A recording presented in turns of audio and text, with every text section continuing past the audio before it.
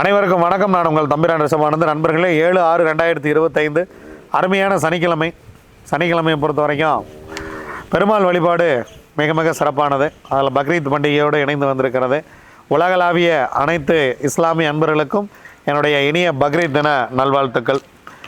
அல்லாவின் பேரலால் அனைவரும் மகிழ்ச்சியாக, நிம்மதியாக, ஒற்றுமையாக, அடுத்தவர்களுக்கு துன்பம் கொடுக்காத ஒரு வாழ்க்கையை வாழ்வோமாக. வாங்க, திதி யோகம் காரணம் நாள் நட்சத்திரம் என்ன சொல்கிறது பஞ்சாங்கம் பார்ப்போம். காலை 6:45 வரைக்கும் ஏகாதசி, அதன் பின்பு துவாதசி. காலை 11:34 வரைக்கும் சித்திரை, அதன் பின்பு சுவாதி. பிற்பகல் 12:20 வரைக்கும் வரியா நாமயோகம். வரியா நாமயோகத்துக்கு யோகாதிபதி நட்சத்திரம் பூரட்டாதி, யோகி குரு. அவயோக நட்சத்திரம் உத்திரம், அவயோகி சூரியன். அதன் பின்பு பரீகம் நாமயோகம். யோகாதிபதி நட்சத்திரம் உத்திரட்டாதி, யோகாதிபதி சனி பகவான். அவயோக நட்சத்திரம் அஸ்தம், அவயோகி சந்திரன். காலை 6:45 வரைக்கும் பத்திரை கேது, அதன் பின்பு மாலை 7:40 வரைக்கும் பவகரணம் செவ்வாய், அதன் பின்பு பாலவகரணம் ராகு. இந்திய டென்னிஸ் விளையாட்டு வீரர் மகேஷ் பூபதி அவருடைய பிறந்த தினம். நண்பர்களே, சனிக்கிழமை அன்னைக்கு என்ன நல்லது பண்ணாலும் சனிக்கிழமை பண்ணுங்க. எந்த பொருள் வாங்கினாலும் சனிக்கிழமை அன்னைக்கு வாங்குங்க. நகை வாங்கினா சனிக்கிழமை அன்னைக்கு வாங்குங்க. சனி பெருக்கம் அப்படிங்கிறதான் விஷயம். சனி பெருகி கொண்டே இருக்கும்.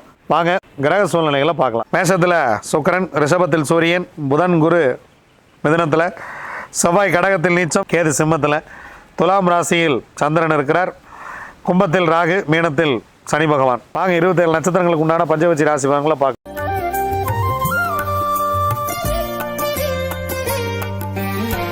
அஸ்வினி, பரணி, கார்த்திகை, ரோகிணி, மிருகசிரிசம் உங்களுடைய பக்ஷி வல்லூர் இன்று படுபட்சி. முக்கியமான வேலை இருந்தால் அடுத்த நாள் பார்த்து கொள்ளலாம்.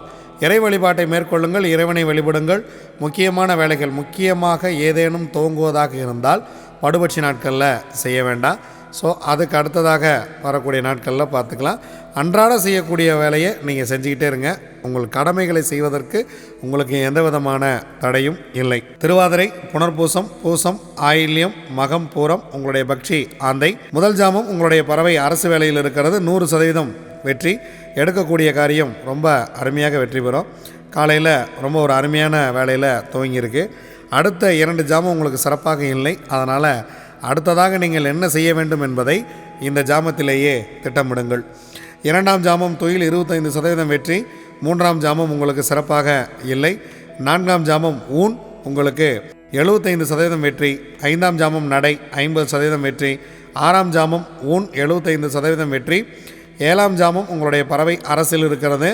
எடுக்கக்கூடிய காரியம் 100% வெற்றி பெறும். முக்கியமான வேலைகள் இருந்தால் இந்த நேரத்தில் உட்காந்து பிளான் பண்ணுங்கள். 8ஆம் ஜாமம் உங்கள் பறவை சிறப்பாக இல்லை. 9ஆம் ஜாமம் உங்களுடைய பறவை நடை 50% வெற்றி. 10ஆம் ஜாமம் துயில் 25% வெற்றி. பிரம்ம முகூர்த்தம், இதில் நம்ம போய் முக்கியமான வேலை செய்யலாம் அப்படின்னு சொன்னால் நீங்கள் அதை செய்ய வேண்டாம். ஏன்னா பறவை துயில் இருக்கும்போது பிரம்ம முகூர்த்தம் உங்களுக்கு சிறப்பான ஒரு விஷயத்தை உங்களுக்கு கொடுக்காது. ஏதேனும் முக்கியமான காரியங்கள் இருந்தால் நீங்கள் விடுந்த பின்பு பார்த்து கொள்ளலாம். உத்திரம், அஸ்தம், சித்திரை, சுவாதி, விசாகம் உங்களுடைய பக்ஷி காகம். முதல் 2 ஜாமங்களுமே உங்களுக்கு சிறப்பாக இல்லை. இறைவனை வழிபட்டு விட்டு இந்த நாளை துவங்குங்கள். 3ஆம் ஜாமம் ஊன் உங்களுக்கு 75% வெற்றி. 4ஆம் ஜாமம் நடை 50% வெற்றி. 5ஆம் ஜாமம் உங்களுக்கு மிக சிறப்பாக இருக்கிறது. உங்களுக்கு இந்த அருமையான மாலை வேலை உங்களுக்கு அரசு வேலையில் இருக்கிறது. முக்கியமான வேலை ஏதேனும் இருந்தால் இதில் துவங்குங்க. ஏன்னா இந்த அரசு வேலை அப்படிங்கிறது உங்களுக்கு இந்த மாலை வேலை தான் வருது. திரும்ப பார்த்தீங்கன்னா நள்ளிரவு நேரத்துக்கு போயிடுது. அதனால் முக்கியமான வேலை இருந்துச்சுன்னா இந்த நேரத்தில் பிளான் பண்ணிக்கிறது ரொம்ப பெட்டர். 6ஆம் ஜாமம் துயில் 25% வெற்றி. 7ஆம் ஜாமம் ஊன் 75% வெற்றி. 8ஆம் ஜாமம் அரசு 100% வெற்றி. 9ஆம் ஜாமம் சிறப்பாக இல்லை.